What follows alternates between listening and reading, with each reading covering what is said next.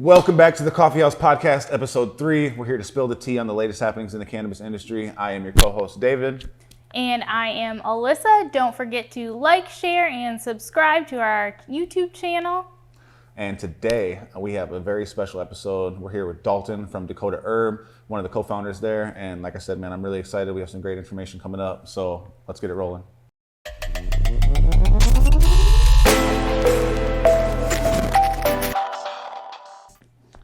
Again, thank you for tuning into the Coffee House Podcast. We are here with Dalton, the co-owner and one of the founders of Dakota Herb in Brandon. You want to introduce yourself? Yeah, Dalton Grimmius, the CEO, one of the co-owners of Dakota Herb.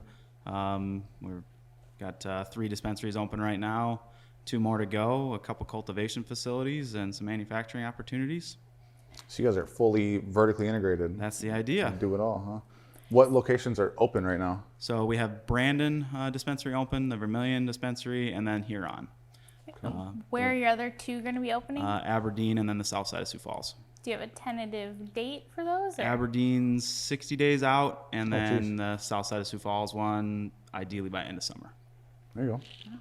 So first of all, why cannabis? Like, why do you want to be in the industry? I was an avid user, closet grower, and then I have a background in agriculture and production agriculture, so it made a lot of sense to diversify into another crop. Right. As a user, and kind of knew the basics of how to grow plants. Yeah, not a lot of people have that scale. information. Why vertical integration instead of just going into growing or the dispensary aspect? Why do you want to? The main idea behind vertical integration for us is to make sure that we had supply. In the beginning of the market here, the dispensaries that didn't have their own grows, they were held to whatever the market was dictating for wholesale prices, what products were available. This way we can maintain a level of quality throughout our entire product experience. Now, for those that don't know, do you want to explain kind of what vertical integration is? So the idea behind it is that we grow it, we manufacture it, and we sell it. We also sell additional cultivators products, additional manufacturers products. The dispensary business model was built around that mindset of we will carry our products as well as other brands that meet our level of quality, and then also offer our products under the Big Sioux Bud brand to additional dispensaries throughout the state. So what are some of the biggest hurdles or obstacles that you guys have had to overcome in each segment of that, like dispensary, cultivation, manufacturing? So we can start at the cultivation side. I mean, by far the biggest obstacle is supply chain limitations, getting HVAC components and 3-phase electrical equipment. These parts are not things that you just go to your local Menards or Lowe's and buy when you're growing at scale. I mean, we're talking about thousands of amps of 483 phase power just to run lights, and then you also need additional cooling to take all of that heat that you're producing out of that growing environment and then reduce the humidity so you don't end up with things like mold or any other pathogen outbreak. What about the dispensary aspect? On the dispensary, probably the biggest challenge there is reliable supply, as our cultivation was delayed because of these electrical components and HVAC components. We're trying to source products from outside of our grow, and early on we were really limited on what product was available. And then the dispensary itself, definitely the biggest hurdle that we have and we're still facing every day is the fact that we can't advertise. We can't tell people, hey, we're here. We see that every day in the dispensary, like people that live in Brandon or live in Vermilion or live in Huron, and I had no idea you guys were here. Mm-hmm. I mean, and we've been open in some of these places for months. We've got to depend on word of mouth. Social media is very, very tough. You're very handcuffed on what you can do in this industry. Right. They're quick to throw you in Facebook jail. Yeah, they are. Yeah. And your Brandon dispensary is different pretty much from everybody else's because it kind of offers a look into the cultivation side. So what was the decision behind putting that window in? So on our Brandon dispensary, it's co-located with our cultivation facility there. So we felt it was a huge opportunity to put a viewing window into our grow space so we can prove that we have nothing to hide. Right. We want our patients to be able to see how their medicine's grown, and the people that are producing it and the care that it takes to deliver this product. It's not just grown in a closet. This is Right. a large commercial scale operation that's clean room. You'll see our people in lab coats, spraying in with alcohol, spraying out with alcohol. We want to produce the best product possible. That's awesome. Yeah, it's very important to know what's in your product, people. Yeah, and I was lucky enough to see your guys' cultivation center like way back before there was really anything in there, and then I saw it like a couple months ago, and like it's incredible. Like it's just mind blowing how much it's changed and shifted and like grown, and it's so clean. It's so clean. Your guys' center is so clean. That's what we're shooting for. And in the cultivation side, we'll have growers that come to work for us. Our cultivation team is, as far as I'm concerned, the best in the state. And they'll tell you too that half of being a grower is being a janitor. Right. There's always something to clean. For sure. Cleanliness is important when it comes to medicine. Absolutely. So, go ahead. I was just going to say, so then with manufacturing, right? So what are some of the things that you deal with that? So we're still in the upfit phase of our manufacturing portion of our vertical integration. We have partnered with Intoxibles out of Sioux Falls here to come in and produce products with us under the Intoxibaked brand. Is that just going to be like baked goods, or are they going to include like gummy? They'll have gummies, scotcheroos, chocolate bars, working on all those recipes. And then we're just in the beginning phases of outfitting a building for their commercial kitchen. Nice. As long as everything goes well, by midsummer, we should see products. You took the words out of my mouth. I was going to ask if you had an idea as to when. Will they take like custom orders? Could you get like a birthday cake made?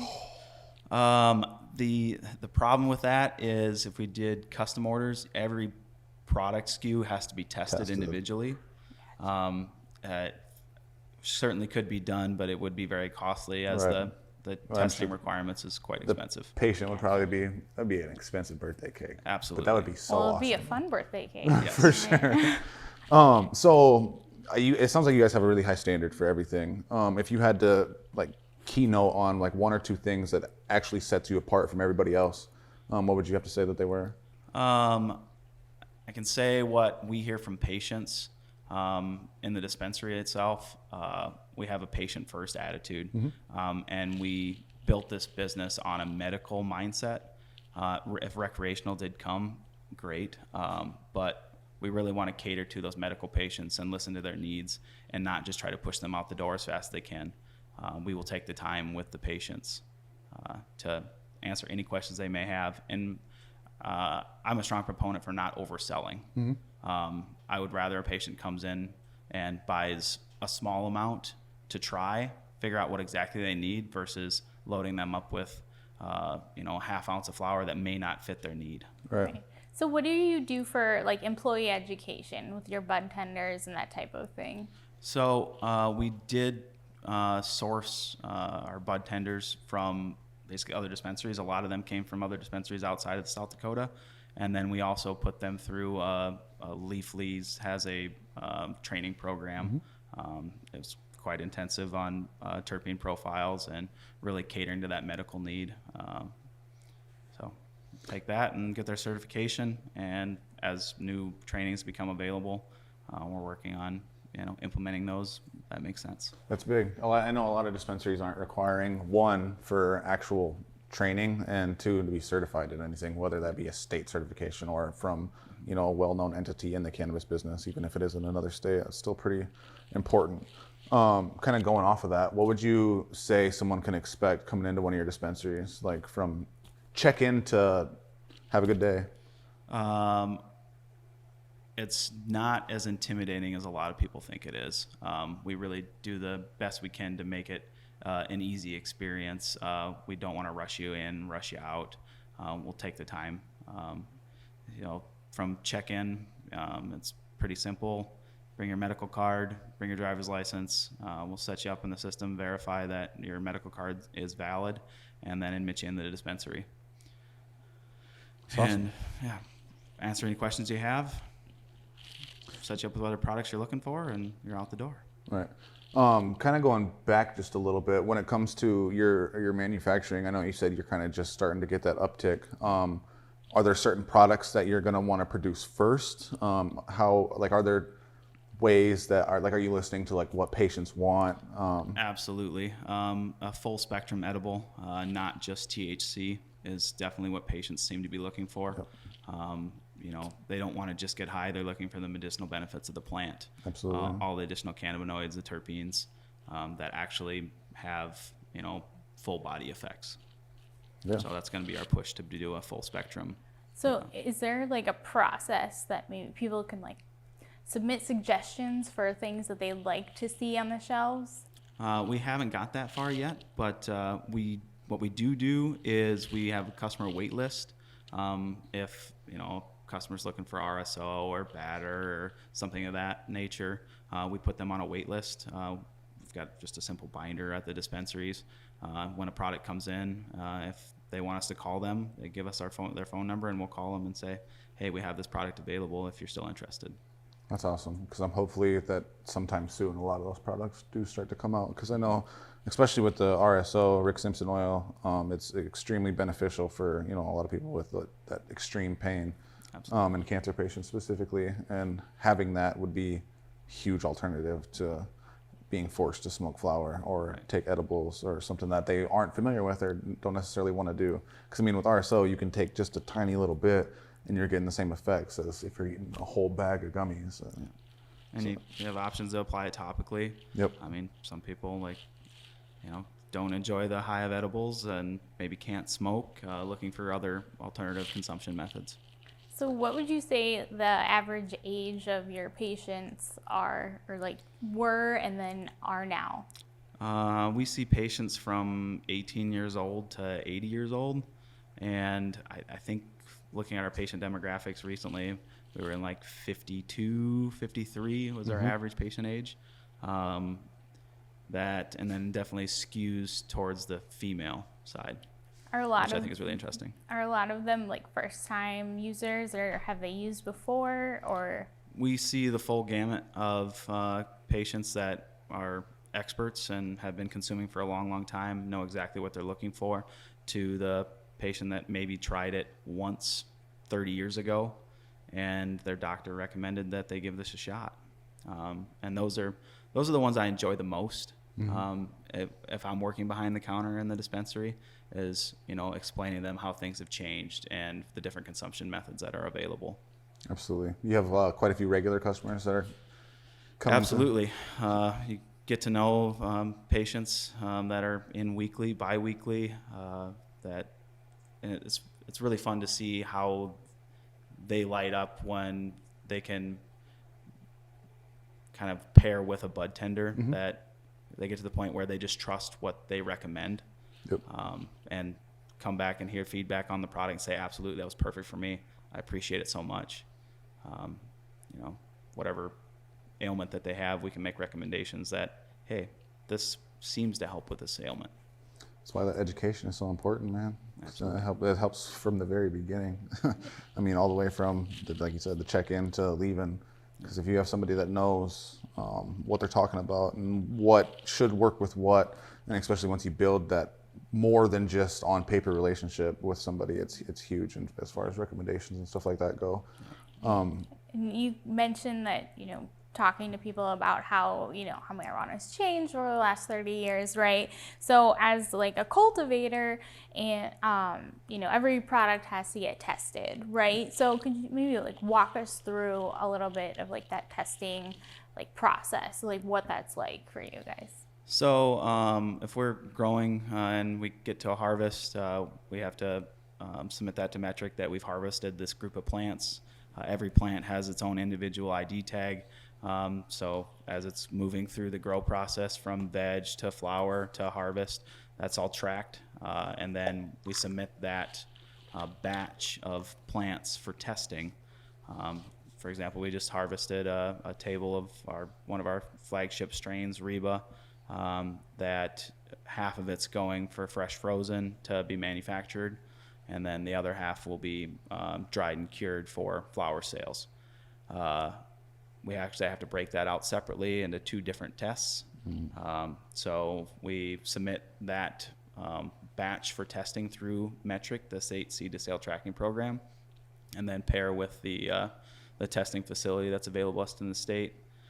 They come down, pull a 5-gram sample of each batch, basically, or however we have it split up. And then we wait a week to 2 weeks for testing results, which from a dried and cured standpoint, that doesn't really hurt us because we actually wait for 3 weeks to cure our product to remove that chlorophyll taste, which is pretty simple. As we've got big containers that we just throw the flower in and burp it once a day, roll it around, tightens up the buds, and then creates that, really develops that flavor and that smell profile. Boosts those terpenes. Once we receive the testing results back, we're off to the races in packaging and trying to get it out to the patients as quick as possible. So from like the product testing to packaging to dispensary, like how long is that timeline? 4 weeks, if everything goes right. Yeah. You got anything crazy in the works now that you're willing to share for people to like look forward to, maybe? So we've partnered with Jim Belushi, and we actually have his genetics in house. So we're growing. We've got his lemon V, his mule fuel, and cherry pie, snowman cookies. The lemon V and the mule fuel are going to get flipped to flower next week. Okay. So 12 weeks from now, we'll have some of those strains available and that product available. Okay.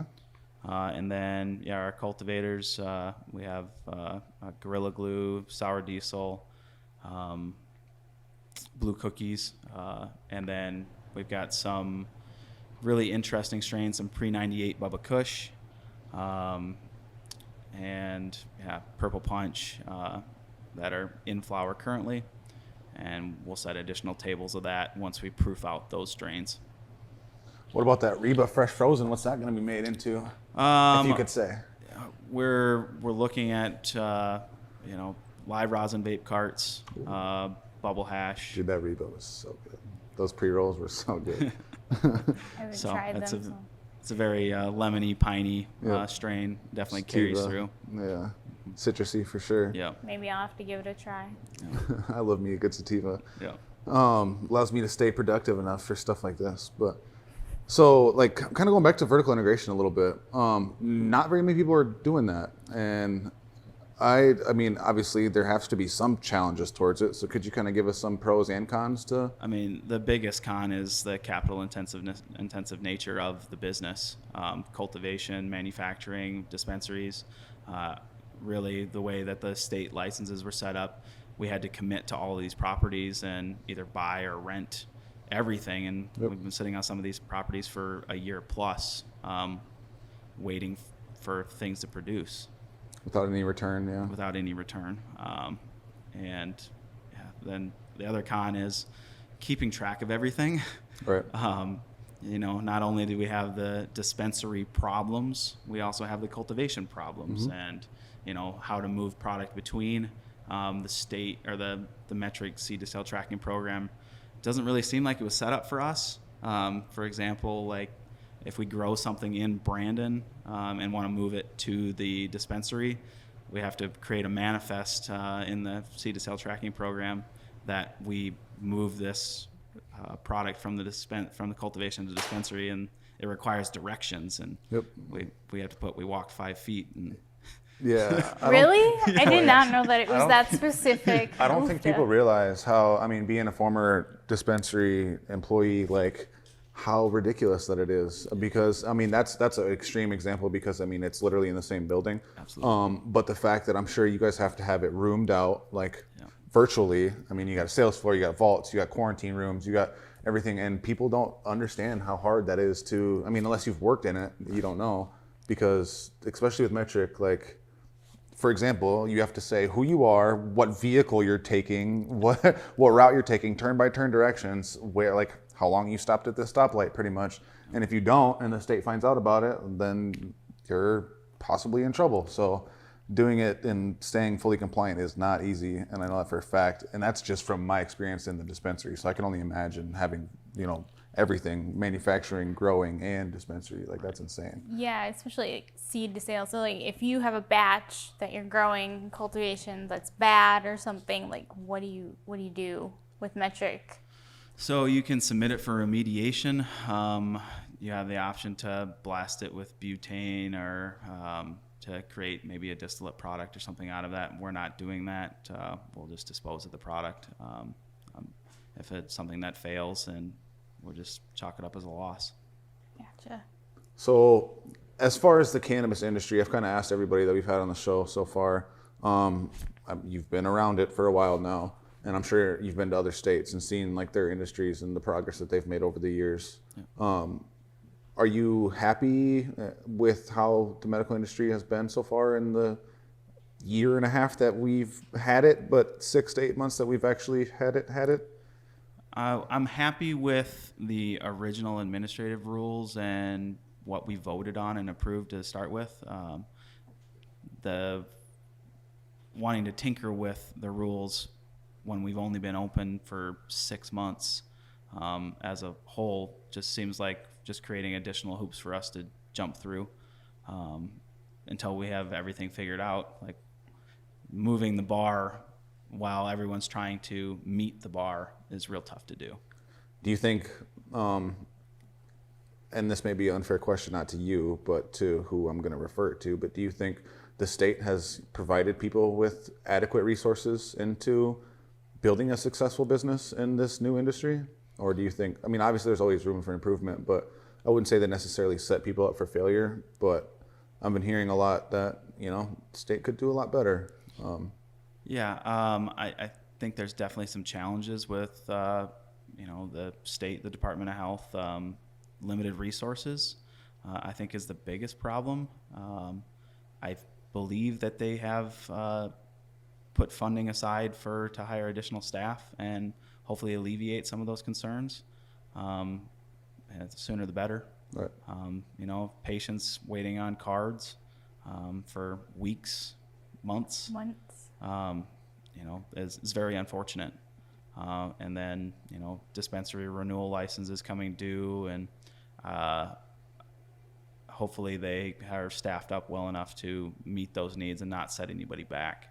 It'd be real unfortunate if we have to close a dispensary because we're waiting on paperwork. Because of something that you have no control over. Absolutely. Yeah.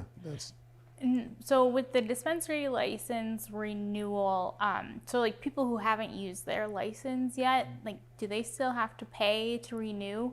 Or how does that work? Do they get a discount, or how's that going to work? So I don't quote me on this, but I do believe the state issued a extension option for the our groups and dispensaries that haven't opened within their year allotment time. I would assume that they have to pay the license fee again, but I don't know for sure. No. We have full intentions of opening all of our locations within the year allotment. So for the people, other than 2 new locations, one coming to, you said West Sioux Falls? Southside Sioux Falls. Southside Sioux Falls. T exit. So other than those 2 new dispensaries, what are some things that people can have to look forward to for Dakota Herb in general? Releasing new products, more of our own strains, and we're really trying to diversify. We have some strains in the works that are not just high THC. Those 1-to-1s or CBD dominant strains that maybe aren't on the market currently. It's something they have to look forward to. For sure. Additional products. It's exciting. Yes, it is. I don't have anything further. I mean, do you have? No, I think that we're probably going to have you back at some point to discuss Absolutely. more of like the sciencey stuff dealing with cannabis itself. 'Cause I myself am like completely ignorant to all of that. So I think we'll have you back to ask you some of those kind of questions. Fair enough. Absolutely. We'd love to have you guys on again for sure. Yeah. And maybe, and I mean, we can cut this out, but it would possibly be open to like bring a camera to the dispensary and show people like the window and stuff into the grow. Absolutely. We've got nothing to hide. For sure. I'd be down to do that. I think it would be dope because I know I haven't been out there and I've always intended to, but dude, life is crazy. And it's a little bit out of the way for me, but I think if people saw that it might give them a little bit more enticement to go out there instead of waiting for the one on the T exit to open. Right. Yeah. And I know you guys have some great products. I mean, the Reba is one of my favorite strains for sure. So I think that might, be a little enticing for some people. So that'd be dope. Cool. I'm down. Yeah. Well, Maybe thank you. Even get a tour of the grow. Absolutely. Well, thank you for coming on. We really appreciate it. No problem. Do you have any questions for us? Nope. Cool. Just don't make me sound like an idiot. Too late. Thanks for tuning in. Thank you for tuning in. Episode 3 with Dalton from Dakota Herb. We appreciate it. Coffee House, like, subscribe, share. Have a good day. Stay medicated. Thanks.